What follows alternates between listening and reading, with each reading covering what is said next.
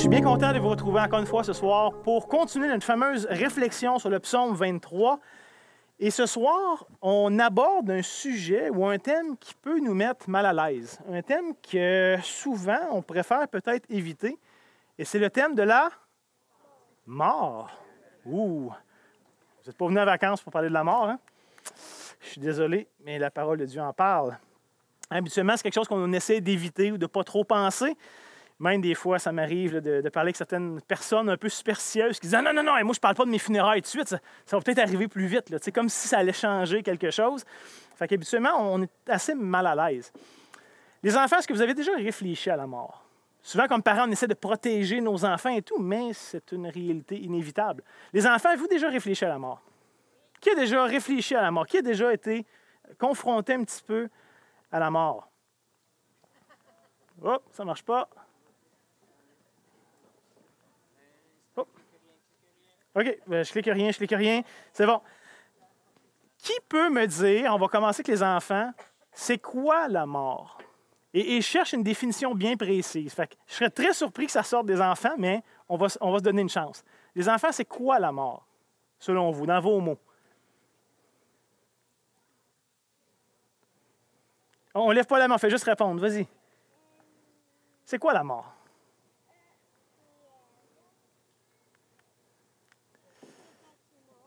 C'est quand il meurt, oui. La mort, c'est quand on meurt.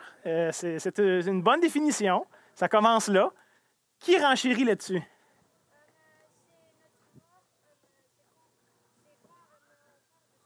C'est quand on part de ce monde, OK? Fait qu'il y a une idée de départ, de transition. Excellent. Qui d'autre se risque à me définir la mort?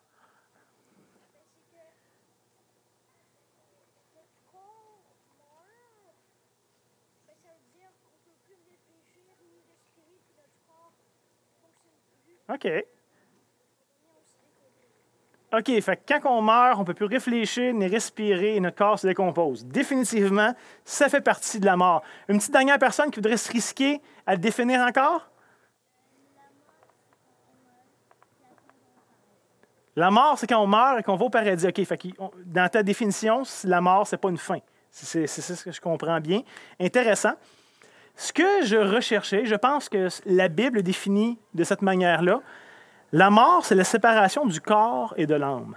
On a parlé ce matin et hier qu'on a des besoins physiques, parce qu'on a un corps physique, mais qu'on a aussi un aspect de nous qui est immatériel, que la Bible appelle l'âme.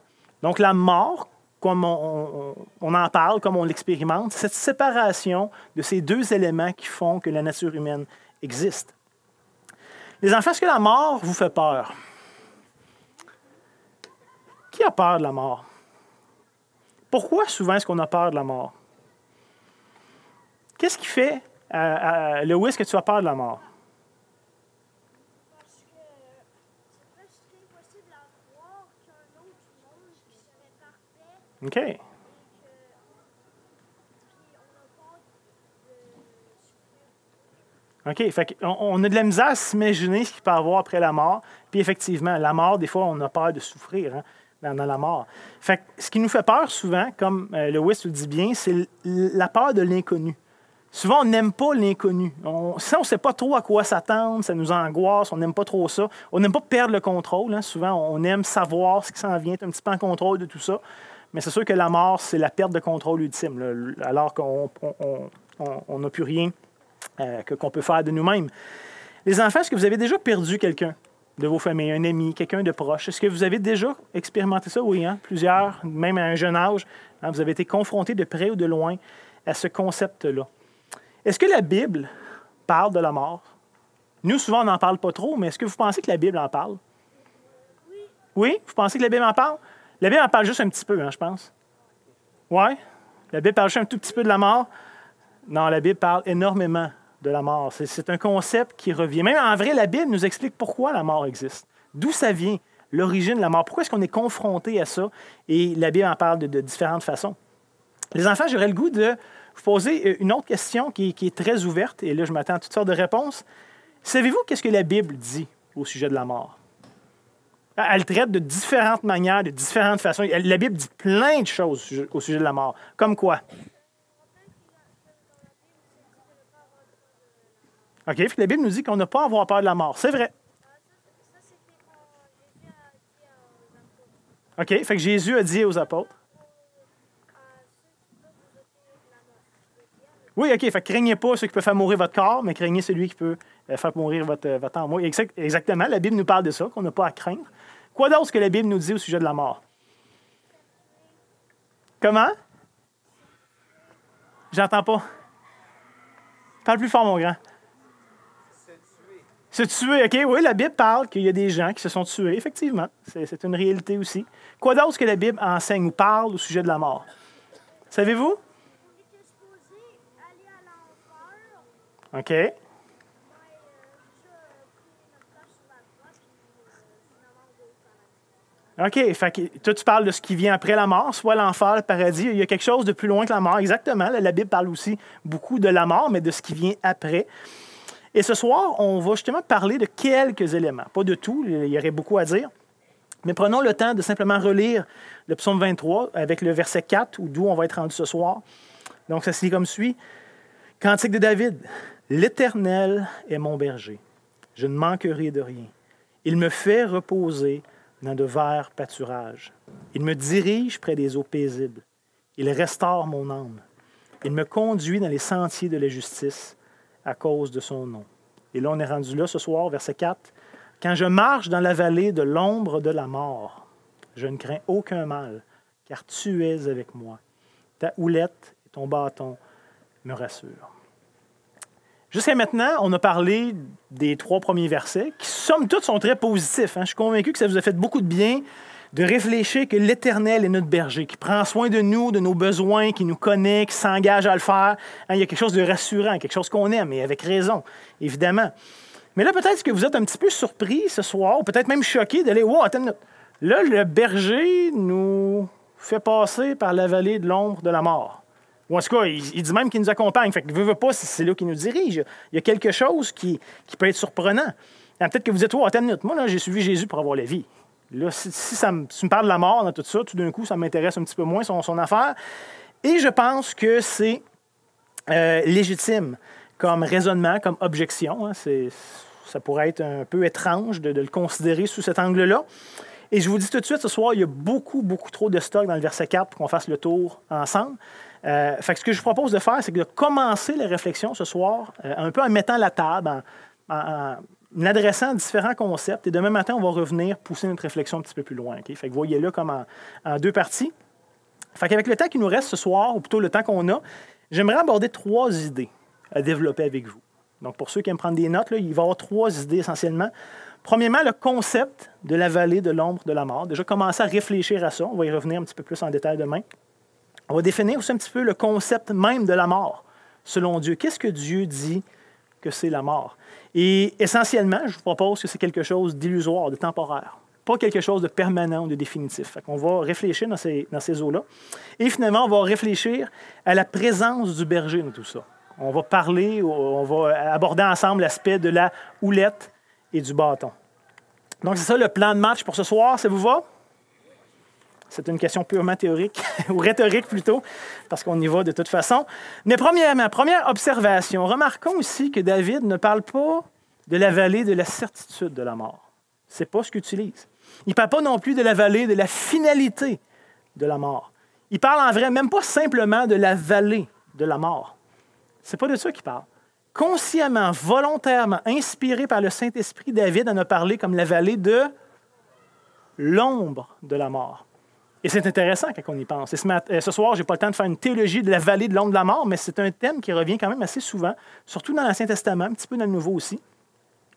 Et je pense que c'est très intéressant que David ou les autres auteurs bibliques, inspirés de Dieu, aient parlé de la vallée de l'ombre de la mort.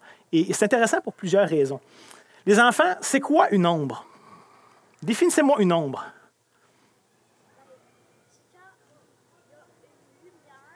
OK. OK.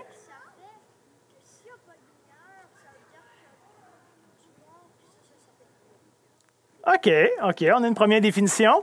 Qui veut se tenter? C'est quoi de l'ombre? Vas-y, sois pas gêné. Non? Quelqu'un d'autre? C'est quoi un ombre? J'avais une main élevée ici, là, tantôt. Non? C'est la même réponse? Oh, là-bas? Où ça? OK, c'est quoi l'ombre? C'est quoi une ombre? L'ombre, quand tu te lèves et tu marches, tu peux voir OK. juste à côté de toi. OK. OK. Fait que même, c'est ça, on peut même avoir une ombre nous-mêmes. Hein, c'est ça que tu nous dis. Oui, exactement. Vous avez une autre main ici?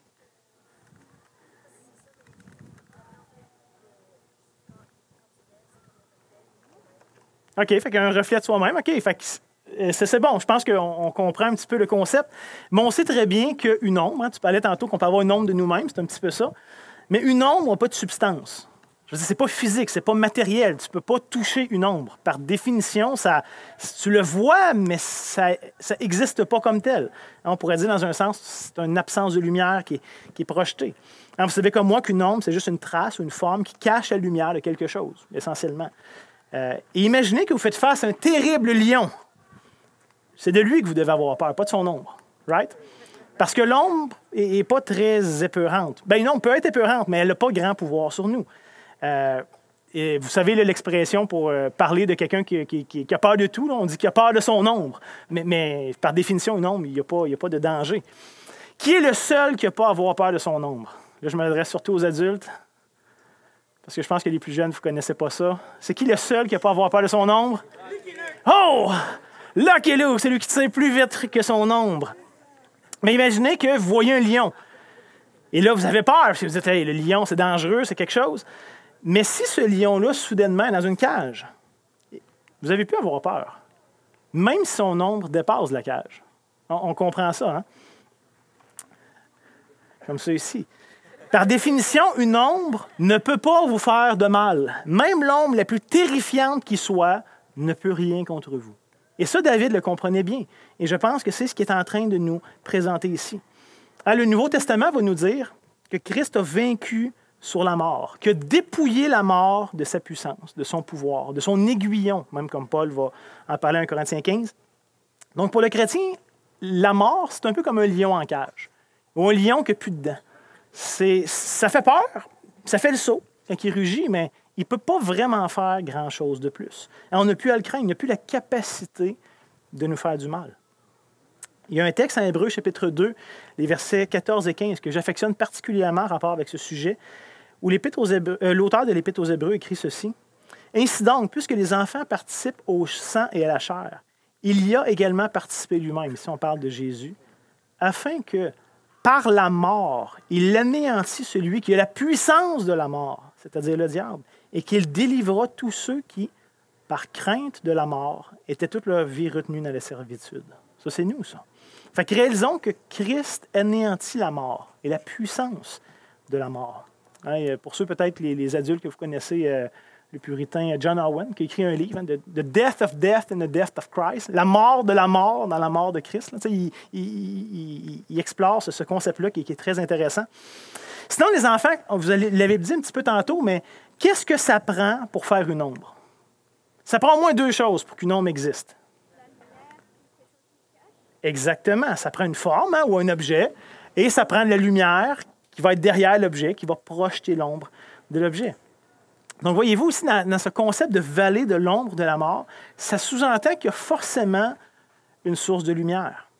Parce que vous savez comme moi que dans les ténèbres les plus complets, là, vous êtes dans une chambre fermée, pas de fenêtre, avec une porte étanche, tout ça, il n'y a aucun ombre possible qui peut exister dans les ténèbres les plus complets.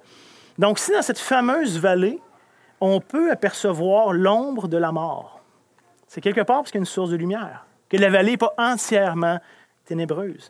Et vous aurez compris, évidemment, que cette source de lumière, c'est nul autre que Christ lui-même, de sa présence qui nous accompagne.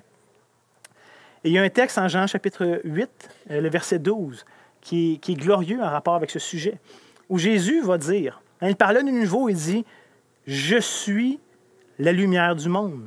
Celui qui me suit ne marchera pas dans les ténèbres, mais il aura la lumière de la vie. » Ce n'est pas surprenant, ce n'est pas un hasard que Christ se présente lui-même dans l'Apocalypse comme étant l'étoile brillante du matin.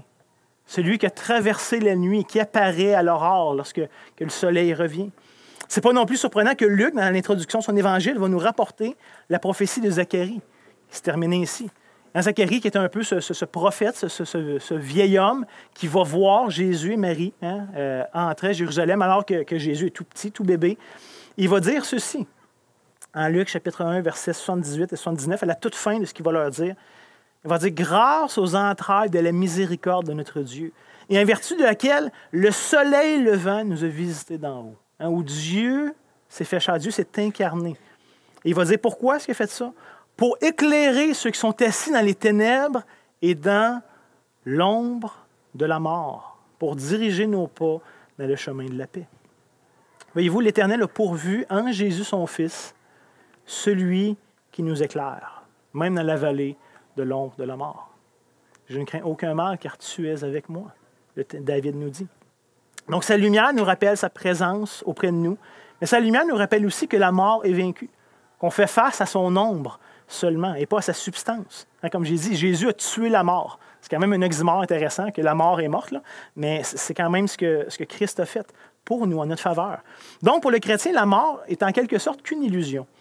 Et là, je ne sais pas si ça fonctionne bien sur l'écran, mais si vous êtes supposé voir du mouvement alors que pourtant c'est une image statique sur un PowerPoint, il n'y a rien qui bouge. Hein? Ça fait une illusion que ça a l'air vivant, que ça a l'air actif, alors qu'il n'y a rien qui bouge. C'est dans nos têtes.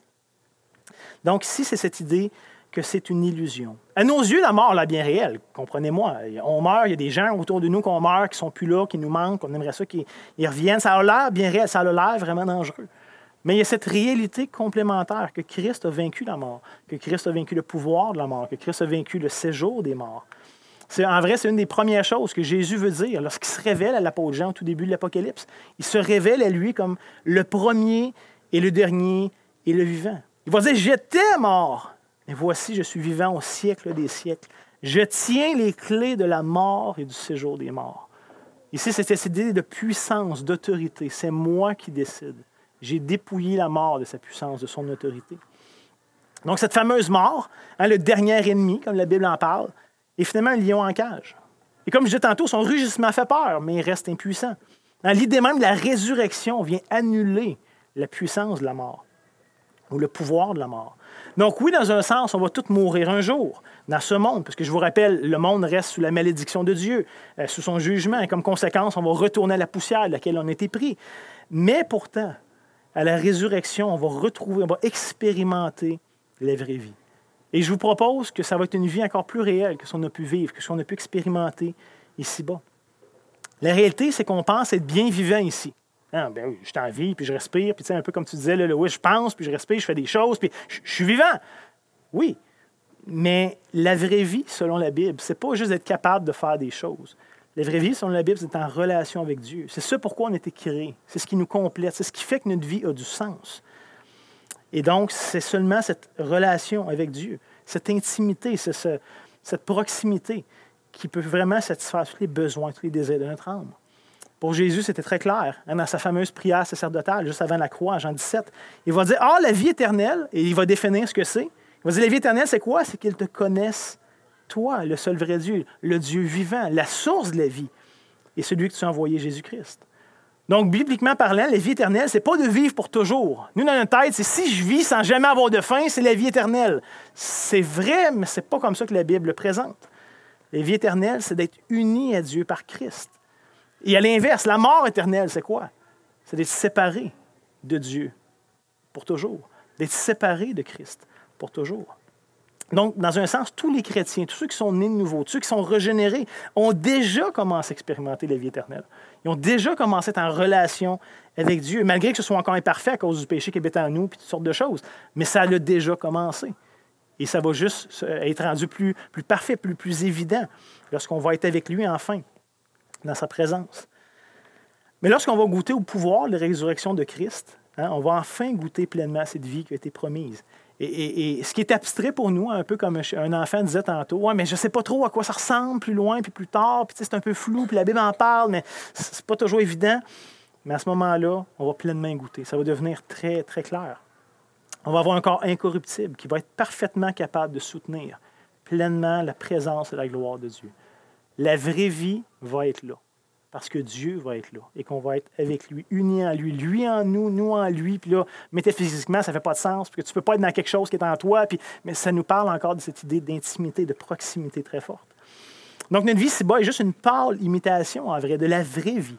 Pourtant, on avait la vraie vie au début lorsque Dieu nous a créé un Éden, mais on a perdu cette vie lorsque Dieu s'est retiré, lorsque le péché est entré dans le monde. Et donc, en ce sens, la mort du croyant n'est qu'une illusion. Parce qu'en vrai, c'est ce qui nous permet d'accéder à la vraie vie. Et ça aussi, c'est paradoxal. Hein? C'est parce qu'on meurt qu'on accède à la vraie vie. Et c'est ce que la Bible nous dit. C'est ce que Paul voulait qu'on saisisse en 2 Corinthiens chapitre 5. Quand il va dire « Nous sommes donc toujours pleins de confiance et nous savons qu'en demeurant dans ce corps, nous demeurons loin du Seigneur. Parce qu'on est dans un corps de chair. La chair nous habite encore. » Mais il va dire un peu plus loin « Et nous aimons mieux quitter ce corps et demeurer auprès du Seigneur. » Donc, la mort est cette transition qui nous permet d'abandonner ce corps de mort et de revêtir un corps qui va être incorruptible et qui va être pleinement capable de supporter la gloire de Christ. C'est un peu ce que Paul disait à sa façon, ce qu'il disait, la mort est un gain. Ce n'est pas un ennemi redoutable et final qu'il faut craindre à pu finir. C'est un moyen par lequel je vais avoir pleinement la vie qui m'a été promise. Mais ceci étant dit, je veux quand même dire, la mort reste laide, reste repoussante, puisque ce n'est pas pour elle qu'on a été créé. C'est quelque chose d'étranger, d'anormal dans la création de Dieu. C'est un intrus dans la création de Dieu. Et dans un sens, c'est correct qu'on ne soit jamais pleinement à l'aise avec le concept de la mort. Même malgré les promesses qui nous sont faites, il y a toujours quelque chose de peinant, de déchirant, de terrible dans le fait de perdre des êtres chers. On ne devrait pas craindre le lion en cage, mais on ne devrait quand même pas pour autant se réjouir ou être insensible à cette réalité-là. Après tout, Dieu lui-même n'est pas insensible à la mort de ses enfants. On lit dans le psaume 116. « Elle a du prix aux yeux de l'Éternel, la mort de ceux qui l'aiment. » Dieu n'est pas indifférent à tout ça.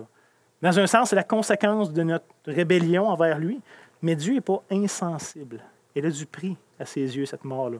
Dieu a envoyé Christ pour renverser le pouvoir de la mort sur nous. Et il y aurait tellement d'autres choses à dire là-dessus, mais avec le temps qui nous reste, j'aimerais qu'on puisse brièvement aborder le reste du verset. Parce que comme on a commencé à le voir, on n'a rien à craindre dans la vallée de l'ombre de la mort. Même que ça va être notre finalité ici-bas. Je vous garantis, si vous êtes en Christ, vous allez marcher dans les chemins de la justice, mais tôt ou tard, vous allez finir dans la vallée de l'ombre de la mort. C'est la grande certitude de cette vie. Hein, ça, puis payer de l'impôt, comme il disait. Mais en tant que brebis, notre assurance vient du fait que le bon berger nous y accompagne et que ce bon berger nous promet la vie. Hein, je vous rappelle ce texte, je pense qu'on a lu ce matin. « Mes brebis entendent ma voix. » C'est Jésus qui parle. « Je les connais et elles me suivent. Même dans la mort, elles me suivent. » Christ est mort et on meurt en lui. Hein, sa mort est notre mort, sa vie est notre vie, sa résurrection sera notre résurrection. Et verset 28, « Je leur donne la vie éternelle, elles ne périront jamais, personne ne les ravira de ma main. » Même la mort ne pourra pas empêcher cette promesse-là de s'accomplir. On va être avec Christ pour toujours. Donc, jusque-là, je pense que le texte du psaume 23 est relativement clair, relativement évident. Mais le verset 4 termine en parlant d'une houlette puis d'un bâton. Puis là, tout d'un coup, ça peut devenir un peu abstrait pour nous. Fait que ce soir, je voudrais juste terminer sur cette réalité-là. Pourquoi est-ce que David joint ce concept de houlette, de bâton avec une vallée de la mort, puis c'est ça qui rassure? Puis c'est quoi le lien dans tout ça? Fait que j'aimerais juste terminer avec cette idée-là. La houlette, finalement, c'est un bâton traditionnel qu'un berger va utiliser dans l'exercice de son travail. Et c'était vrai dans l'Ancien Monde, et c'est vrai, au meilleur de ma connaissance, jusqu'à très récemment, pour ceux qui pratiquent le métier de berger traditionnel. Là, durant la pandémie, je lisais un livre d'un pasteur écossais qui, dans sa jeunesse, au début des années 1900, était berger vraiment dans les règles de l'art, comme il faisait il y a plusieurs millénaires. Et encore, à ce moment-là, il y avait une houlette. Sinon, on pourrait peut-être penser ici naïvement que la houlette ou que le bâton sont deux choses distinctes. Là, on pourrait dire, tu sais, quand on fait les gestes, on dit ta houlette et ton bâton me rassure, comme si c'était une même chose, mais on pourrait peut-être penser en vrai, bien, tu as une houlette dans une main puis un bâton dans l'autre, puis qu'est-ce qu'on fait avec ça? Mais dans les faits, il s'agit très certainement de la même chose, du même instrument, qui était utilisé pour plusieurs buts différents. En vrai, les bergers n'avaient pas tout à fait le luxe de transporter un paquet de choses avec eux. Les bergers étaient nomades, étaient loin des campagnes, des montagnes. Ils ne pouvaient pas s'encombrer de plein de choses. Ils devaient pouvoir se déplacer le plus rapidement possible, le plus légèrement possible. Donc, ils étaient équipés d'un long bâton qu'on appelle une houlette. Et c'est un outil qui était très versatile, très polyvalent. Il s'en servait pour plusieurs raisons. Donc, comme j'ai dit, cette houlette est un genre de long bâton avec un crochet au bout. Et historiquement, c'était utilisé pour plusieurs raisons. C'était utilisé pour inspecter la laine des brebis, s'assurer qu'il n'y ait pas de tiques ou pas de plaies ou pas de trucs là, qui ne devraient pas être là, qui sont là. Fait que ça servait pour inspecter la laine. Ça servait évidemment pour ramener une brebis qui s'éloigne. C'est souvent ça qu'on a en tête quand on voit un bâton avec un crochet. Apparemment, on n'a pas le droit de faire ça les parents avec les enfants, par exemple. C'est juste pour les moutons. Là. Des fois, ce serait pratique, viens ici, mais non, apparemment, ça ne passe pas les normes. Et finalement aussi, la houlette était utilisée pour redresser, pour corriger une brebis qui avait la tête un peu trop dure. Parce que oui, ça aussi, ça fait partie du travail d'un berger. Et Avril, l'auteur de l'Épître aux Hébreux, nous rapporte un peu ce concept-là, hein, en nous disant « Avez-vous oublié l'exhortation qui vous est adressée comme à des fils? Mon fils, ne méprise pas le châtiment du Seigneur. Et ne perds pas courage lorsqu'il te reprend. Car le Seigneur châtie celui qu'il aime et il frappe de la verge ou du bâton tous ceux qu'il reconnaît pour ses fils. » Il faut juste prendre une pause aussi en disant « Mais attends une minute, Dieu ne nous punit pas, il nous corrige. » Ce n'est pas une punition, c'est une correction de la part de Dieu. Il va terminer cette section-là au verset 7 en disant « Supportez le châtiment. C'est comme des fils que Dieu vous traite, ou comme des moutons, si on reprend l'image de David. Car quel est le fils qu'un père ne châtie pas? Ou quel est un bon berger qui ne châtie pas une brebis, qui a la tête trop dure, puis qui finalement met sa vie en danger, ou la vie du troupeau peut-être en danger? » Donc, voyez-vous, les 3 premières utilisations de la houlette sont pour le bien de la brebis. C'est dans une idée de prendre soin de cette brebis que la houlette va servir. Mais il y a aussi une autre utilisation de la houlette, qui est utilisée à ce moment-là comme un bâton. Pour une raison évidente, ça va être pour se défendre ici des animaux sauvages qui peuvent parfois attaquer le troupeau. Donc, la houlette va prendre soin des brebis, mais à certains moments, le berger va devoir s'interposer pour défendre son troupeau. Et alors, la houlette, qui était pour le bien des brebis, devient une arme contre les loups, contre les animaux, pour attaquer, pour défendre. Fait que c'est pas surprenant, finalement, que David écrive « Ta houlette et ton bâton me rassurent. » Parce que c'est le signe que le berger va être en mesure de prendre soin de ses brebis, mais aussi qu'il va savoir nous défendre et nous protéger de l'ennemi. Même de l'ennemi ultime. Ce que la Bible appelle le dernier ennemi, la mort. Ta houlette et ton bâton me rassurent. Tu vas savoir prendre soin de moi et tu vas savoir me défendre. Dans le contexte ici, tout ça s'applique évidemment de manière directe. Au moment où on a traversé la vallée de l'ombre de la mort, on en reparle plus loin demain, mais je pense qu'une manière un peu plus générale, on peut appliquer ces mêmes principes-là à notre marche chrétienne. Et en tant que bon berger, l'Éternel va nous inspecter, s'assurer de notre santé générale, de notre foi, de notre sanctification. L'Éternel va nous ramener lorsqu'on s'éloigne sur un mauvais sentier. Jésus utilise déjà cette image-là à plusieurs reprises. L'Éternel va nous corriger lorsqu'on s'endurcit de notre folie. On a lu tantôt le texte en hébreu. Et l'Éternel nous protège contre les ennemis, contre le malin. Nul ne nous ravira de sa main. Il est jaloux du peuple qui s'est racheté et ne permettra pas à rien ni personne de s'en prendre à son peuple. Sa houlette et son bâton nous rassurent. Il y aura encore tellement de choses à dire, le temps passe vite ce soir.